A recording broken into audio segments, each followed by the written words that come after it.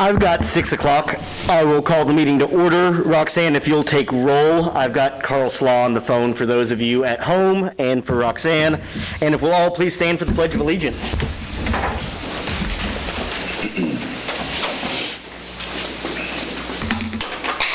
I pledge allegiance to the flag of the United States of America and to the republic for which it stands, one.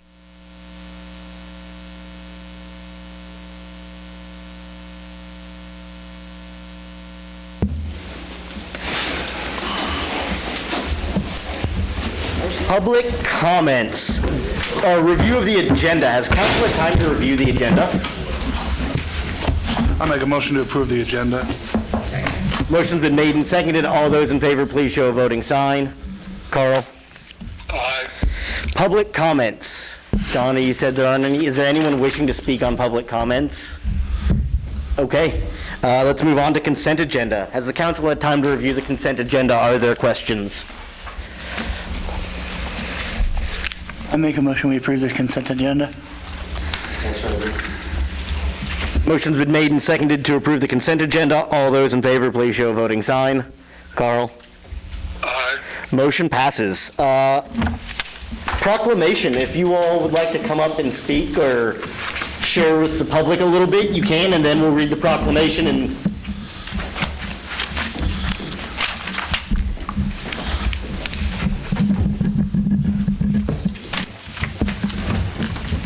floor's yours.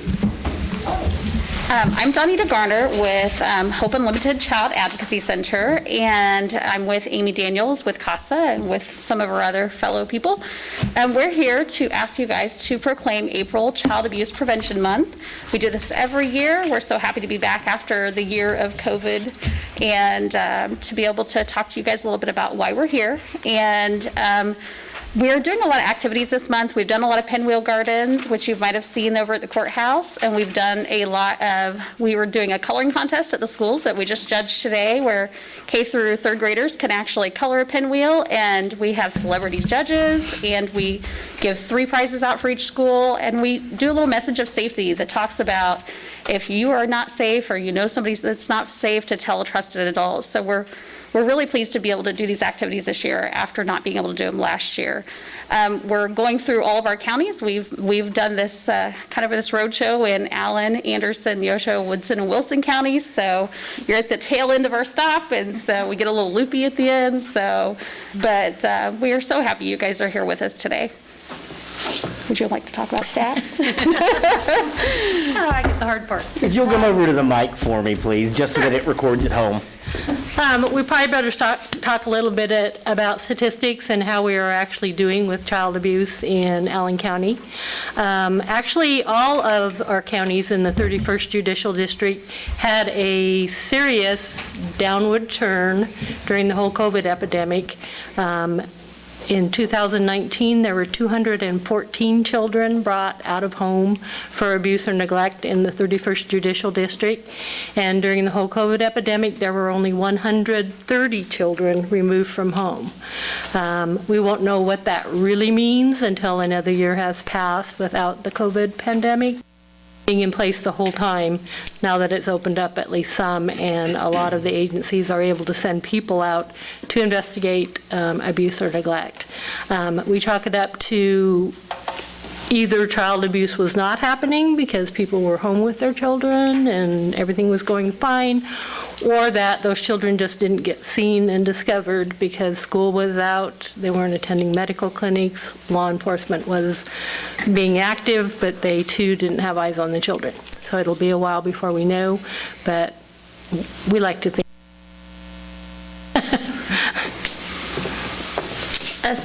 If you're not aware of what Hope Unlimited does, we're the local domestic violence and sexual assault center. We have shelter, we have a sexual assault prevention program and a response program. We also have the Child Advocacy Center. We interview kids who have been sexually or physically abused and work as an MDT team with local law enforcement and prosecutor's office and CASA to help the children actually recover from trauma a lot quicker. We also have our visitation center, our child visitation center for safe exchanges and visits. We've been in operation for almost 35 years, and we've just keep taking on programs. And this year, we've actually seen an uptick in the amount of requests for help. We've probably increased by about 20% the amount of cases that we've had, and that's just simply because I think we're seeing sexual abuse cases that are even more severe this year. It's been a crazy time for us. We've been super busy, and but we really are appreciative of you guys partnering with us to make sure that we can get the message out there. CASA is court-appointed special advocates for children, and we work in the court system with children who have already been abused or neglected and have been removed from their homes by law enforcement or DCF investigators and brought before the court as being in need of care. We actually recruit people from the community, no special skills needed, and put them through an intensive training to act as advocates for those children. Jean Myrick is actually a CASA advocate in our program. Yes, I am. And it's a very rewarding program. We do it for free. We don't get paid. We do it for the love of the children and want to see that they are well taken care of. And 3 years now, 4 years I've been in? 3 or 4 years? At least that long. It's been very rewarding to me, and some of the things I've done has really woke me up to the facts of life. And I appreciate Amy letting me partake in this program. One of the things that is most notable about CASA advocates is once they are appointed to a child's case, they follow that case through until the child reaches permanency by being returned home or finding another safe and successful home for the child to be in.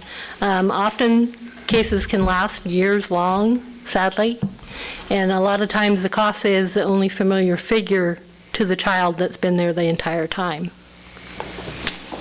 One note on that, she said they go on for years. My first case that I worked, the kid went into an adoption home and wound up going back into the system, and now I'm back with this same kid again because I already had a rapport built up with him. So I volunteered to take this kid back on the second time, and he's doing real good. Let me go ahead and read did you have something else? No, Okay, let me go ahead and read the proclamation, and then I'll go out there and we can get a photo together. Whereas we can build healthier, safer, and thriving communities if we take the same approach to raising families that we do to tending a community garden on a shared piece of land.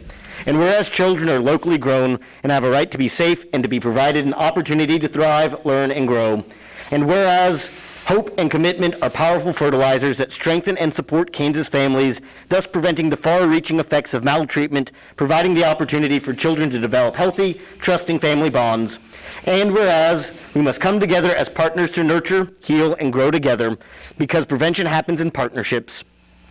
And whereas by growing a better tomorrow for all children together, we can ensure that Kansas children will grow to their full potential as the next generation of leaders, helping to secure the future of the state and nation. Therefore, I, Jonathan Wells, Mayor of Iola, do hereby proclaim April 2021 as Child Abuse Prevention Month. Thank you.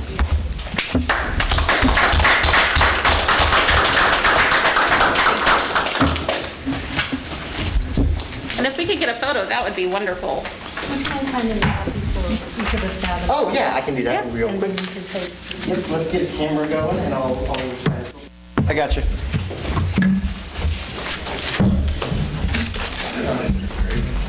Go ahead.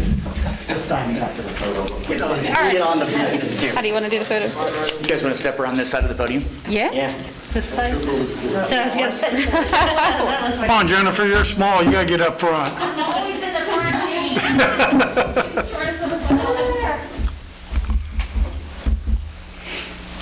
Awesome.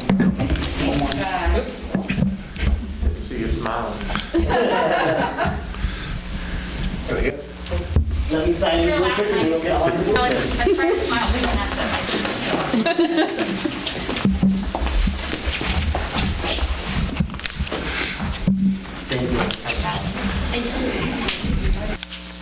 don't have to run. You can stay for the fun. We have another meeting. Yes. Oh.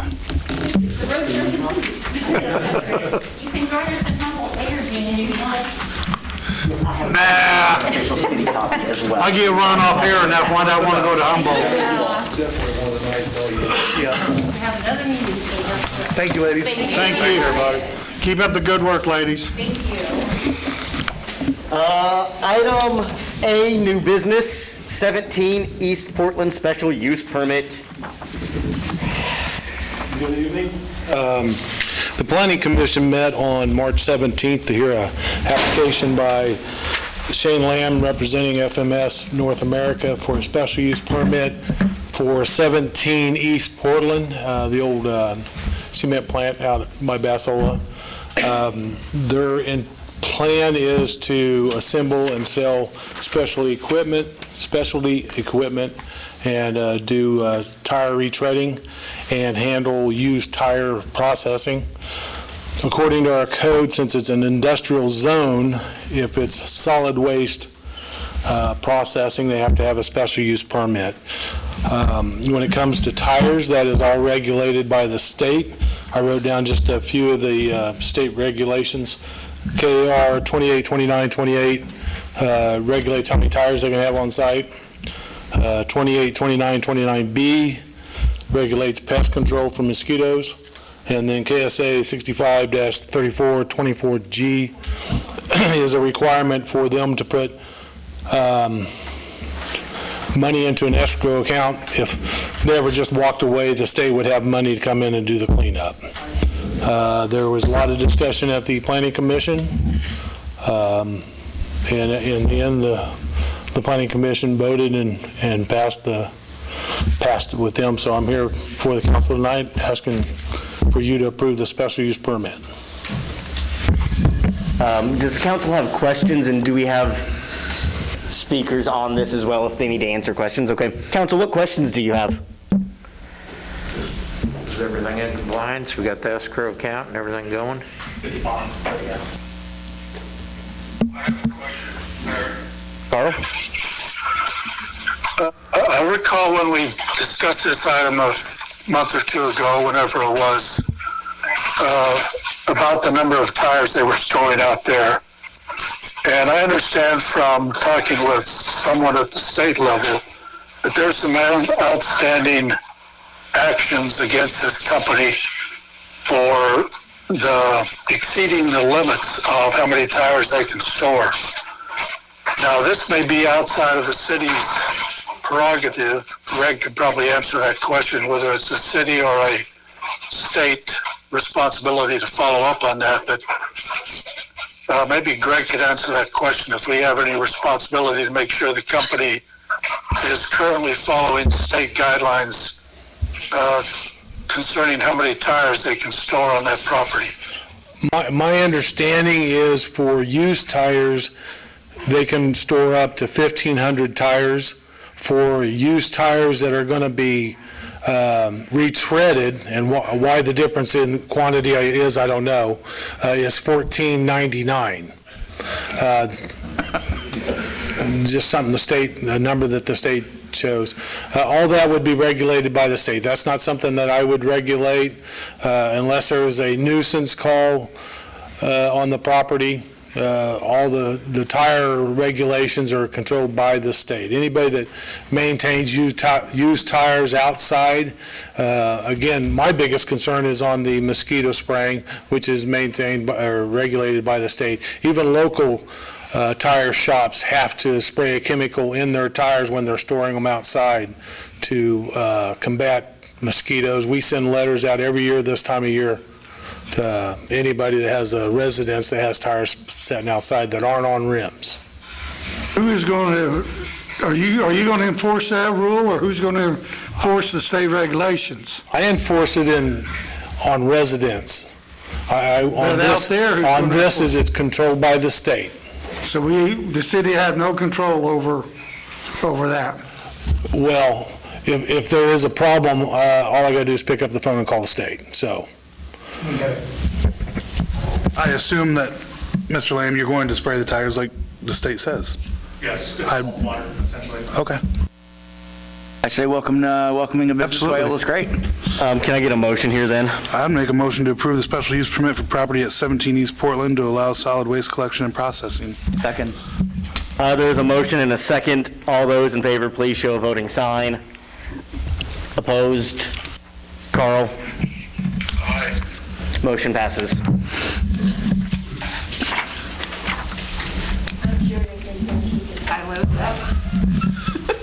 I don't know, we're going back and forth. Some I people just want us hope you to don't keep turn them. down. Some, problem is they don't really have an economic value in the future, I know, so but they'd be so cool with the mural on them or, it would be nice. We're talking I about just think it, they're cool looking out there. you know. Thank you all. Paint them, Kim. I'll just crawl right up there. Item B, green space. My back is on that. Does staff want to start this, or? Mayor and council, I was approached by Mr. Hawley. He is buying a residence or has bought the residence at, what was the address, Josh? 409 West Campbell. 409 West Campbell. And he's inquiring about putting some fruit trees, roughly 100 to 150 on some green space lots in the Davis addition. I did have Greg check in with the state to make sure that didn't, because some of them, well, a good majority of them are green space lots that we bought out through the flood. The map enclosed in your packet, you'll see that the red outlined area are the lots that he's looking at putting the trees on. It's going to require him to take down some bigger trees or some trees that aren't fruit trees and then plant the fruit trees. So the blue, just to give you kind of an idea what this map means, Greg put this together on our GIS. So the blue with the outline of the red is green space flood buyout lots that we can't really do anything with other than garden space or parkland. The green area is land that we've either obtained through the flood that wasn't through the buyout that was deeded to us, or maybe we had it before. And then over to the side, you can see there's a kind of a flowery looking print in the blue and the green. That's the same thing. The blue is the flood buyout. It's just parkland that we truly use for like the soccer fields or parking for the soccer field. Green ones are obviously ones that we obtained through deed transfer at some other point. I guess staff doesn't necessarily have a concern with it. More than the biggest concern we have is long-term maintenance. If Mr. Hawley decides to walk away from it in a few years, what do we do with all the trees that are planted on the lots? I mean, honestly, it takes a pretty good chunk of the green space lots that we have to mow and maintain or pay to mow and maintain out of our system for a while. So it's a good deal for us, I think, long-term, and the state says it's fine to plant the trees. So I guess it was outside the realm of what we typically do with those green space lots, so I felt like we needed to bring it to you guys to get kind of a special permission to plant the trees on it. And Mr. Hawley, if you want to kind of explain what you're trying to do there. Well, I'm pretty simple. The goal is just to plant a lot of fruit trees in organized rows, ideally, because I'm going to be mowing it. I don't want to mow around individual trees. So I think that would kind of help with the long-term thing. If I up and disappear, it's kind of less mowing if there's 10 feet of grass in between a bunch of rows of trees. If I disappear, worst case scenario, now you got a whole bunch more fruit that the community can come pick, kind of like the Thrive lot. But yeah, I would just use it for my own personal uses. I'd feed myself. Or is it community or? Well, you're not allowed to make any profit from the green space lot, so I would just keep it for myself and give it to my family members and whatever. What kind of trees do you think you want planted? Just as many fruit trees as I can fit in there: apple, pear, plum, persimmon, chestnuts probably on the north. Knock at your door and ask if you can have some apples to make an apple pie. I don't know, that sounds like extortion, but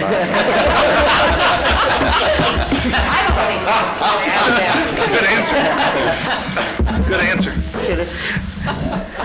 It sounds to me like a win-win. It's going to clean up that green space. It's going to, be better for our environment. So I think it sounds like a good idea.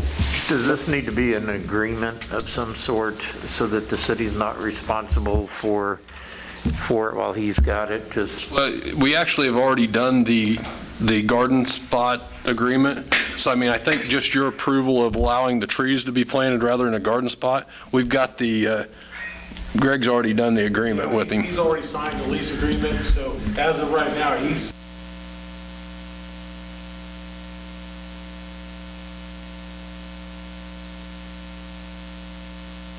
I assume if the council voted no on this, he'd probably come in tomorrow and tell me that he doesn't want them. And I haven't said anything to our mowing contractor because I didn't know if it was going to pass yet. So it will save the city some money, you know. Is he going to take all these ones in the red square? Yes, the outline in red is, and the little star is the house that is his residence or going to be residence. Oh, there it is, okay. Can I get a motion here? I make a motion that we allow him to. I will say that I will abstain because it will have a financial effect on me, so I will abstain from this. Ron, thank you. Sorry, Carl. Ron is abstaining from the vote. Carl, you have a question? Yes, I want to know how many trees actually he's planning on cutting down and what the size of the trees are. I'm not there where I can go out and look at this spot, but I'm concerned about cutting down big shade trees. Okay, on the lots themselves, there are, I haven't gone out there and counted, but probably 8 shade trees of any real size. There are a few scraggly dead trees and some shrubs that I can't imagine would be much of a problem. I'm not planning on removing all of the shade trees immediately. It's better for young, fragile nursery trees to be under some sort of dapple shade, so I would probably leave them for now, and when it gets to the point that the shade trees are slowing the growth of the more mature trees, then I would look into removing them. But right now, I just want approval to remove the trees just in case that becomes an issue. I'm not planning on getting rid of them immediately. Carl, did you hear that? No, I couldn't really hear what he was saying. I'll repeat it. So basically, there are 8 trees, and he doesn't plan to remove them right away. He'll probably leave some of them, particularly as these trees are young and juvenile, until they mature and become, fruit-bearing, and then he might start removing the ones that are in the way. But he said there's about 8 out there, but it would be a couple of years down the road at the earliest, probably. And by then, the other trees would be big enough that they'd provide 10 times more shade than those original few shade trees anyways. And by the time that he removes those big shade trees, the other ones would provide more shade based on their size. Can we put a stipulation here in this approval that he not cut down any shade trees that have a greater than 12-inch diameter at the base? I will say that the trees that are down there, they drop more limbs than what they're good at. These lots are where he's wanting to plant are open lots. I've never seen anybody there. They're more of a nuisance than anything. This would be the best thing that you could possibly do with these. And most of the mature trees there aren't even healthy because they've been flooded multiple times, and half of them are dead. And so it would kind of be a liability if I'm going to be in and out of there all the time to be working under dead trees anyway. He says a lot of them are dead or dying or have big dead spots in them as well. Okay. Council, are we in line for a motion? Does somebody want to make me one? I make a motion that we approve the use of the lot for the planting of fruit trees and the removal of dead trees currently present. Motion's been made and seconded. All those in favor, please show a voting sign. Carl? Aye. Ron, abstain. The motion does pass. Thank you. Ron, thank you for abstaining and being open and transparent with the public. Share it with. Combining boards, item C. So again, coming to the council tonight, this is something I've been looking at for probably a year and a half, to combine the planning commission and the board of zoning. This is something that's allowed by the state, which I've quoted that on the agenda item there. What we run into, these boards, the planning commission has to be 7 members. 2 of the members can be outside the city limits, but they have to be within 3 miles. The board of zoning is 5 members and has to be within the city limits. What we run into is we just don't have people volunteering for these committees. And right now, I have 5 people on the Planning Commission, and I have 4 on the Board of Zoning. It's been several times that we'd have a meeting that I'm calling, our meetings are at 5:30. I'm calling at 5:15 to make sure that when I called them at 2:30 that they're going to be there at 5:30, because I've got to have everybody there so we can vote. Who's on the board, Greg? Who's currently on? Oh, I don't have their names in front of me. I mean, I can start naming them off. But They're I'll just probably- recommended, is that right? If somebody that wants to volunteer, they fill out the paperwork, and then I believe the council even votes them in. And, When you combine it, does it change the number requirements? no, the way what I did is I took our code. Basically, our code for Board of Zoning was exactly like the code for the Planning Commission. The verbiage was probably 99% the same. There's a few little changes. I put it together and made the changes so it would reflect the differences for each board. My plan would be to, if we had a Board of Zoning question or variance request that night and a Planning Commission thing, we would handle the Board of Zoning first, then we would handle the Planning Commission after that. If we had a big item, like something came up for the Planning Commission that we knew was going to be a big hearing, we'll have it separate on separate night. This allows us, right now we have them on the third Tuesday and the third Wednesday. We could have it on 2 Tuesdays if we need to. There's some times that we may go 3 months and not even have a meeting because there's nothing going on, and I don't want to waste anybody's time. He's shaking his head. Yes, he's been on there before. We may go 3 or 4 months and never meet, and then all of a sudden we got 4 months in a row that we're handling stuff. This year's been busy, but it's been small stuff, John? Hold on, is there any questions from the council first? Donna, go ahead. I was on it about 30 years ago, and it was a neat committee. I was on with Bob Scott and Dave Hurd and some of those, and it's real interesting. You get to go around and do things. I quit it because I have other jobs now. So you want back on? And She volunteered. I might add that I've talked to, and I always forget his name. Worked down at Cleaver Supply. Thank you. Him and I talked. He used to be on the Planning Commission.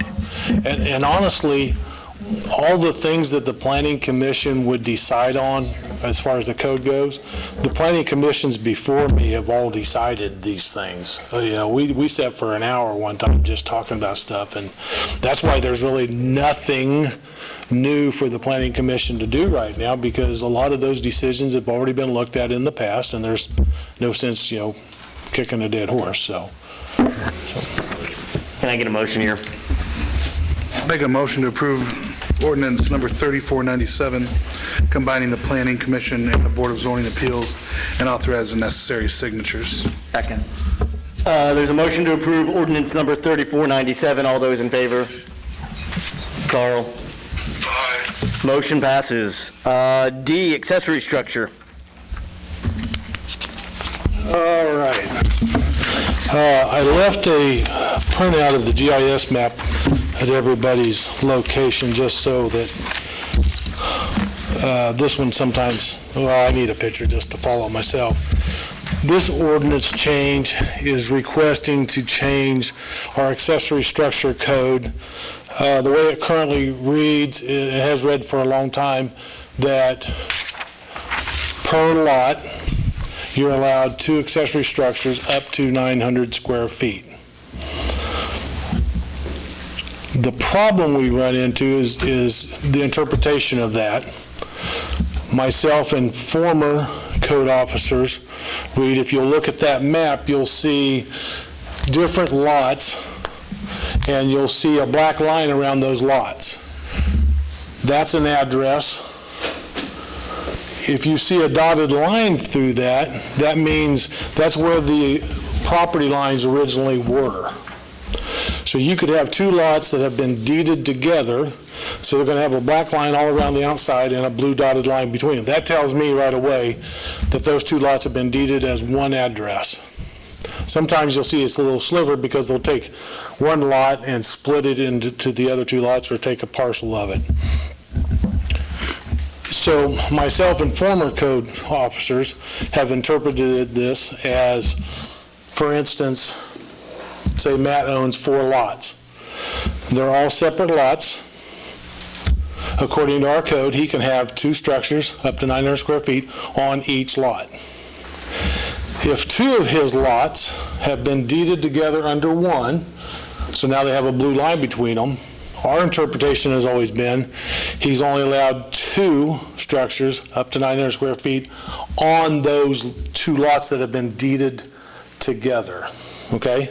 That's the way myself and former code officers have interpreted.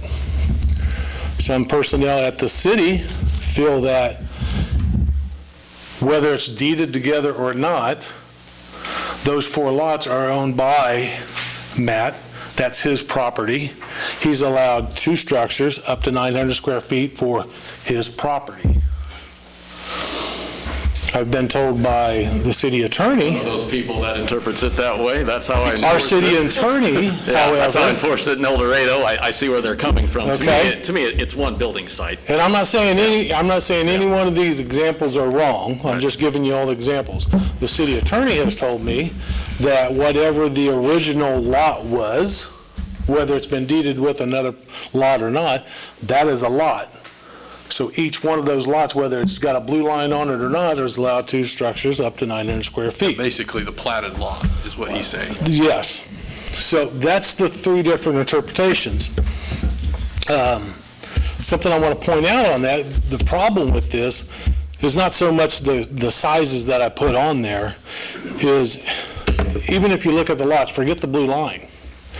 There's a location up on, well, I don't want to say somebody's name, it's Jim Tockington, whatever street that is, Buchanan.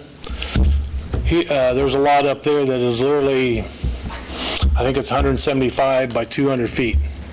And it's 35,000 square feet. He's allowed 2 structures up to 900 square feet. A block away is another lot that is 48 by 50 feet, which is 2,400 square feet. And he or she is allowed 2 structures up to 900 square feet. We also have some properties in town that have never been platted, mostly on the north side of town, that are 3.5 acres. According to our code, that's a lot. They're allowed 2 structures up to 900 square feet. So my intent here is to better clarify and take the whole lot situation out of it to where it's easier to understand what's allowed, what's not. My change is to keep it any property, adjacent property, that is 18,000 square feet or less. And I come up with that number because a standard lot in town is 50 feet wide by 120 feet deep. That's 6,000 square feet.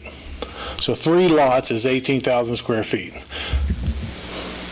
For that, you could have 2 structures up to 900 square feet. Once you go over 18,000 square feet, say you had 4 lots, I think you should be allowed to have up to 3 structures and increase the total amount of square footage up to 1,500 square feet.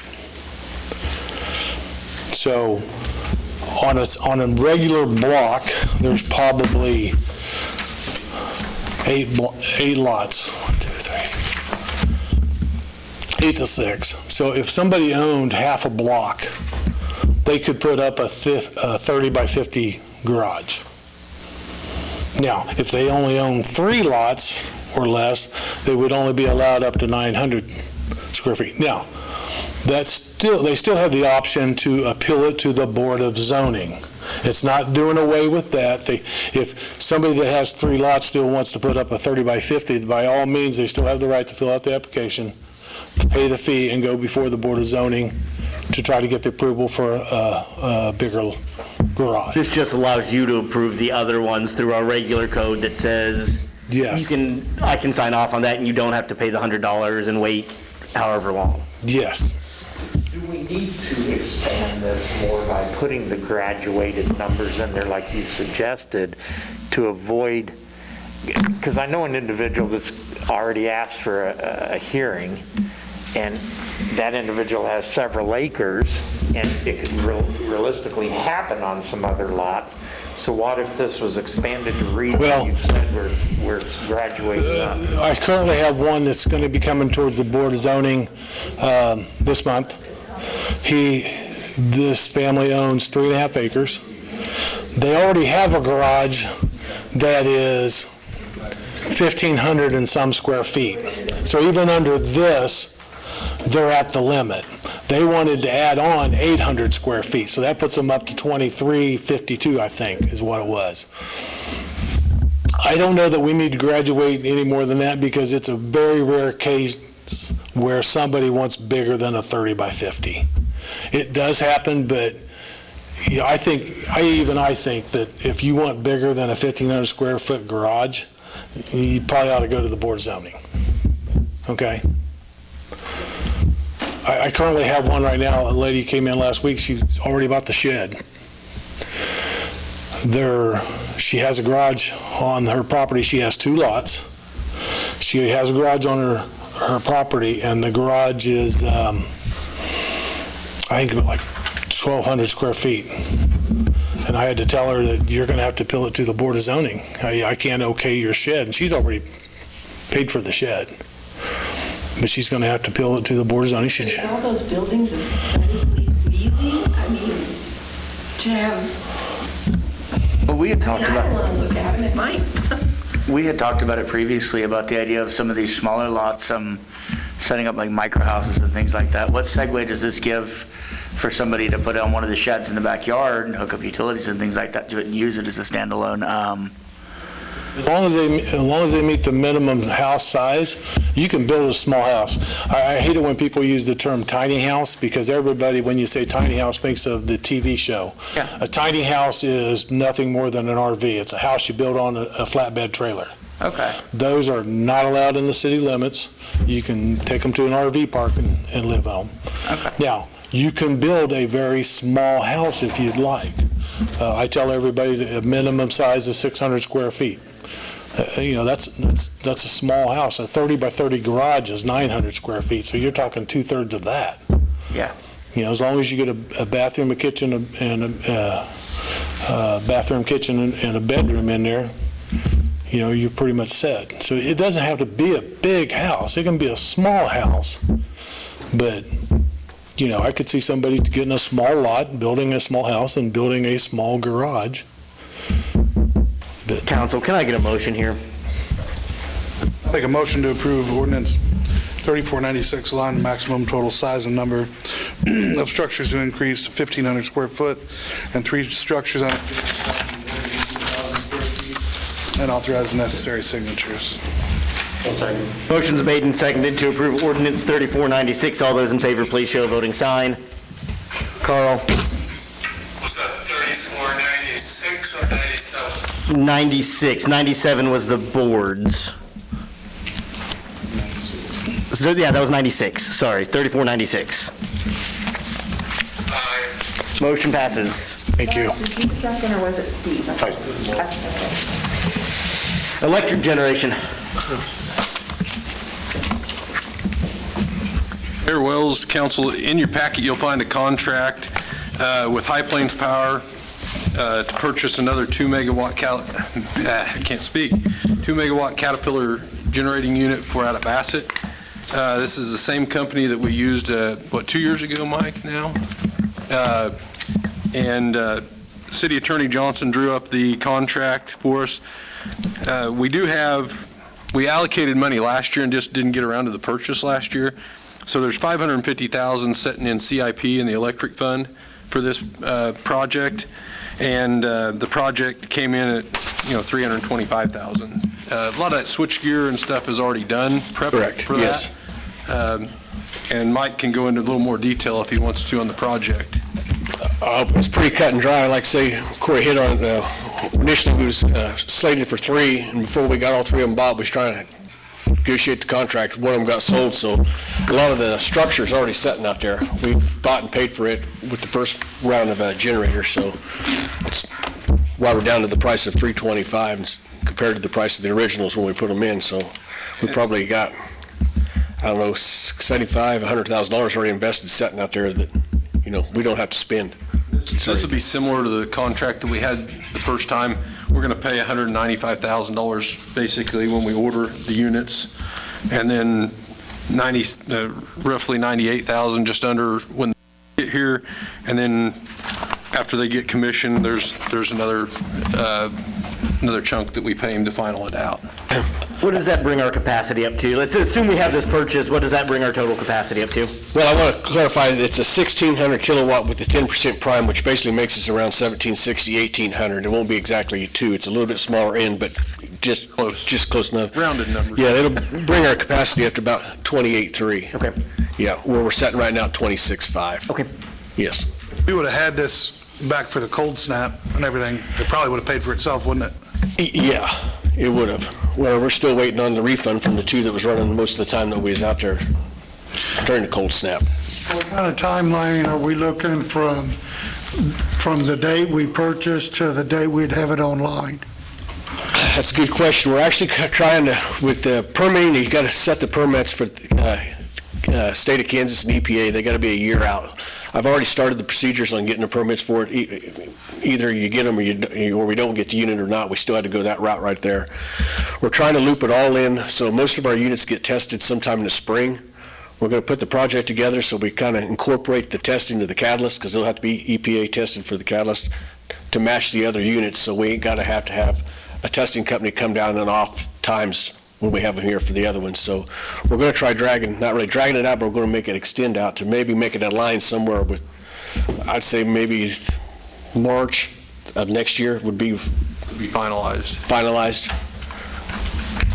Ron, you want to make a motion here? Make a motion to approve the contract for purchase with High Plains Power System LLC for the purchase and installation of 2 MW Caterpillar generator units from the electric CIP fund in the amount of $325,000 and authorize the necessary signatures. Second.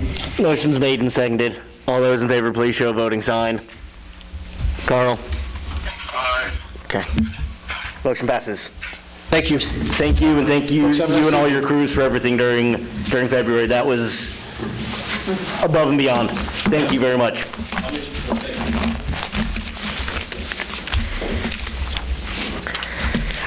Rec building. He was in some interviews. I didn't know if he was going to make it here on time. Council, enclosed in your packet, you had a summary from Jason as well as my summary.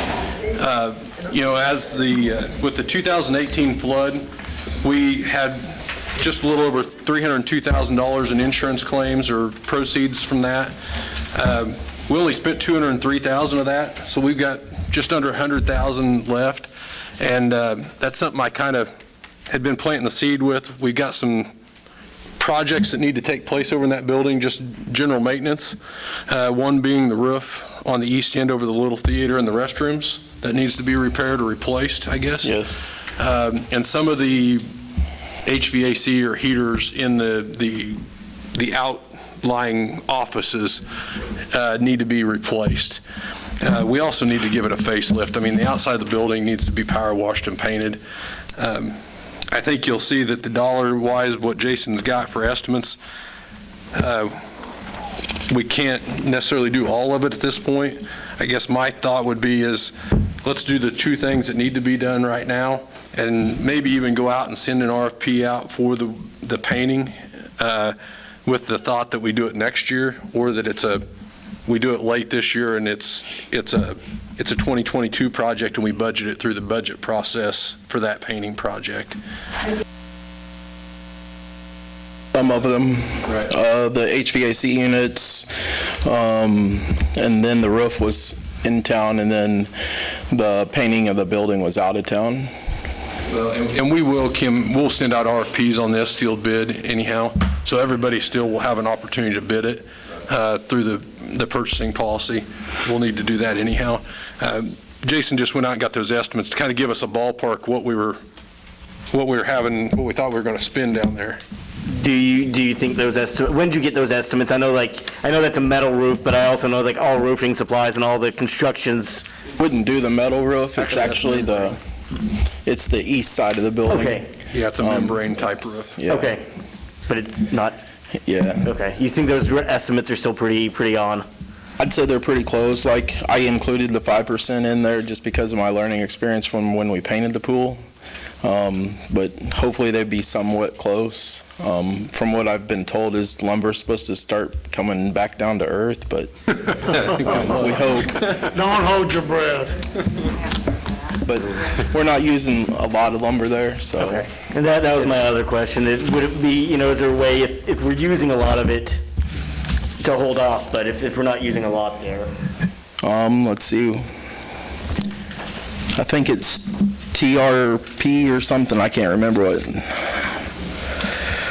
The roof? Yeah, the roof. TPO. Yep. So. Council, what other questions might you have or discussion? Yeah, so you're just looking for an RFP Right. to get bids and bring it back to Yep. us? Yep. That's fine. I'll make a motion to approve or authorize staff to prepare and send out RFPs for the roof replacement, HVAC replacement project,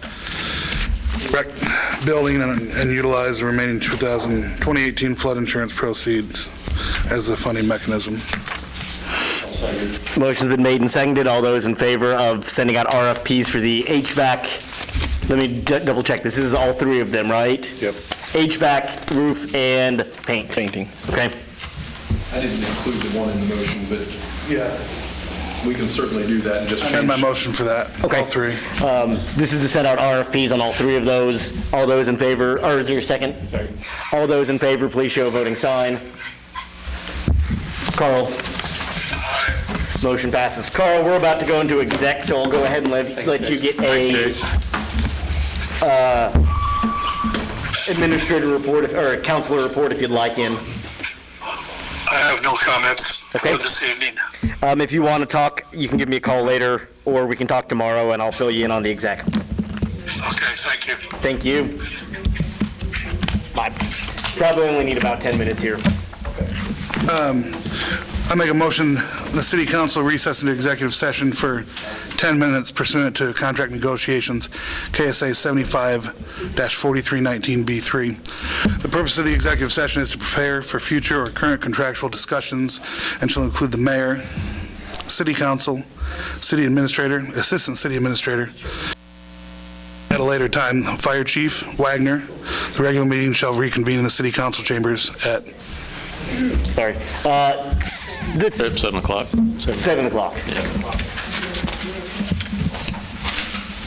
I'll second. All those in favor, please show a voting sign. Motion passes.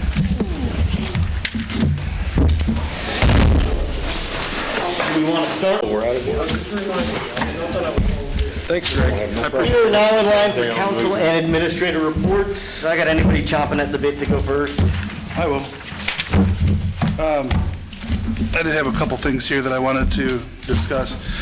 There was one thing that I thought we might look into for savings is maybe installing a DEF pump at, I was thinking about it when I traveled across country and I had to keep putting DEF in the truck, but I was using the pumps at the station. And I'm like, man, this is a lot easier and it was a lot cheaper. So something to look into.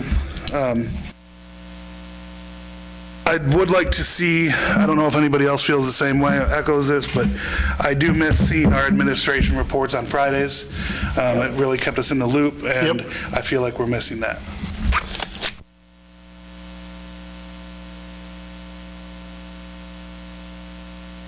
Getting all of these, all the grass that the Worldwide Veterans is redoing, and it looks really, really nice, and they've done a lot of the city stuff, and they're doing parts of the park and things like that, and we have all the ball fields that are getting done, or all the ball fields that have been done, but I'd like to see a program for weed control for these things. One, it's going to make be aesthetically pleasing, and two, it's going to cut down, it'll pay for itself based on people not having to mow as often. You mow weeds twice as often as you do grass. So we have so many places, it'll just look so much better. They gave us this free grass. Let's take care of it, especially the ball fields. I mean, I don't know if anybody's been to the soccer fields. We have so many people that go down there. The kids are like almost breaking their ankles over there. We need to do some work to it. I mean, I know that they've done some work, but we need to get some.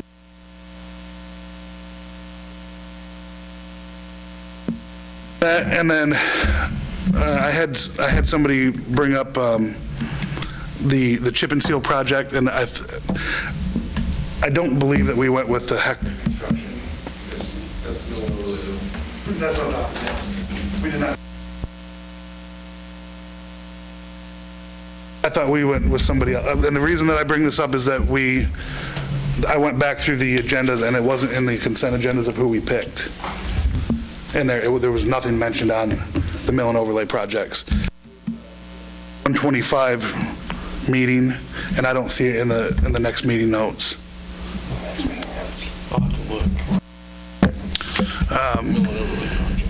So I have that, and then I don't know about you guys, but in the future I would like maybe a little bit more interaction with Matt at meetings, and maybe some emails about what's going on in the city, things like that. And that's all that I have. Kane? I would like to commend the fire department and EMS for the work they did the other night. The only thing I had bad to say about that was the smell run me out of my girlfriend's house. That's all I got until my later motion. Nick? I agree. I'd like to see more communication. I really liked the end of the week, what was going on, updates, things like that. It's summertime, so watch for kids. Yeah. For me, I want to thank all the volunteers that have been manning the COVID vaccination. They are doing pretty well, getting people in and out very quickly, and they've got people standing out there in the rain, the cold, directing traffic.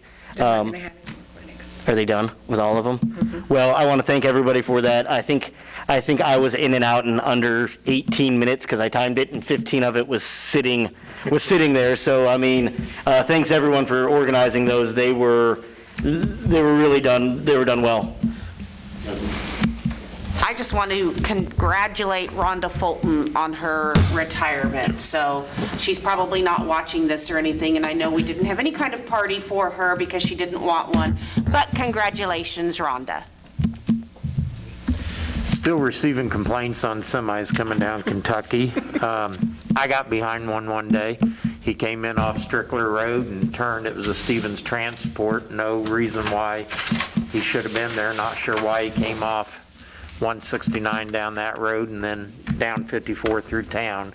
The last time we had Chief here, we asked him to look into it and make sure signage was good. So if we can do something to deter that, especially with school traffic picking up and eventual school, we don't want semis down that road with the minimal asphalt up north too. It's going to start taking its wear and tear. That's it. I definitely would like a Friday update to keep, because that's the only way I find out what's going on. And so I really would like that. Matt? Okay. Well, listen, my apologies if I haven't been informing you all about what's going on. At my old job, I got told I did that too often, and so I always scaled back. I think in the interview process, it was brought up about weekly reports that we would prefer those to be kept coming from the next administrator. I know I mentioned that. If we could, I'd appreciate it too. Yeah, no, and we'll get them coming. And in terms of coming in to talk to me, my door's open. If you want an invitation, come on in. But listen, my door's always open, so if you want to come in and talk, I'm more than happy to sit down with you. If you want to set up an appointment, that's fine too. But yeah, if you were wanting an invitation, please come on in. But remember, I work for the 9 of you, so if you all want to sit down and talk, just let me know, or just come right in, and I'm happy to sit down and talk to you. And also, I want to have Corey talk about a meeting next week. Just to give you guys an update, I sent out letters to the adjacent landowners to the Mopac Trail that we're working on with Thrive and the grant. We're still waiting to hear from Wildlife and Park to whether or not we got that funding. We did get some funding through Sunflower Foundation. I want to say it's around $20,000 or $30,000. That will probably be able to do the east end or the west end anyhow. But I'm going to have a public meeting Monday night, the 19th, from 6 to 7:30, basically a come and go, similar to what we did for the highway project, just to allow the citizens. I haven't put it on Facebook yet or talked to Richard, but I did send it to the adjacent landowners first of last week, so we'll get it out on our Facebook page this week for that public meeting. We'll have a couple maps and, generally just give them time to look at those maps, digest it, and ask questions of how it might affect their property and that kind of thing. That's all I had, Mayor. I got one last question for Corey before I make the motion. Where are we at as far as on the 54? Matt and I need to sit down and visit about that again and bring you guys back some ideas, I guess, from our side. I think I know what the next step is in my mind is we need to bring a bonding agency in here probably and give you an idea of what that's going to look like. And we need to be starting that design process or the design build process. Yeah, and when I first got here, we sent you that report on the core samples, and at spots, they aren't great. So I think we need to move forward with that. Yeah. Can we include in that wasn't there a section that was complete restoration? There's been a spot in there that... On 54, Steve? Yeah. In my time, I don't believe, we've done some patchwork in there where the bases failed. I want to say over in front of Kim Folks Beauty Salon, we had a pretty big spot we dug out back in the late 90s, early 2000. We had a sink spot or something over there that we dug out and rebuilt. But for the most part, the only piece that I can remember doing any full depth restoration was the piece with KDOT out there from about SIG Motors out to the city limits. The rest of it has been mill and overlays or maintenance overlays. Good, it's holding up. Oh yeah, that concrete, it was done, 5 years ago? So the other section you're thinking was full depth has been at least 20, 25 years? And I'd venture that's a very far from the definition of full depth, if you ask me. I've lived here since 77. It was, Steve, if I remember right, it was an old, I don't know, there was something that sunk in 54 Highway along the parking in that eastbound lane, and we dug out a pretty good sized section and recompacted it. But other than that, I don't remember us doing much of anything along that. And it was an individual sharing with me, they thought there was a pretty good section that had been full depth restoration, and their memory was it wasn't that long ago, and if that was true, then we better look at why is it already failed? And I've got you guys some, I can resend that history that Dan and I put together of what we've done, at least in the 25 years that Dan and I have been here. That gives you an idea of that. The other one it might be when they did 54 Highway and they changed it from going down West Street and turning at McDonald's in the early 90s. Now they did that intersection, and we also did Kentucky Street, a clink job back in the mid 90s too, redoing that intersection. But other than that, I don't recall us ever doing a full depth restoration. And I would encourage you guys, if you're out walking or driving, go slow and really look at that north lane from Kentucky on through, and you'll see some spots where the crews have cut, and we're getting ready to patch, and you can just see the cracking and the road starting to go. I don't want to say Kentucky West. Yeah. Yep. Gene, you got a motion for us? Make a motion that we adjourn for the evening. Hold on. We had already accepted that bid for Heckert. We have, yes. Is there any way that we can go about reversing that? Why don't you have that conversation because that gets into contractual. Why don't you pull him aside afterwards and have that conversation, just because I'm just asking if a bid that we've already voted on can be reversed. It's been awarded already, I can tell you that. All the award letters have been sent out. That was done a number of months ago. Let me do some research on it, and I'll visit with you after the meeting too. And I'll send you all an email tomorrow as far as when that was done, and then you can look back, or I'll send a copy of it with it. All right, Gene. Make a motion that we adjourn for the evening. All those in favor? Opposed?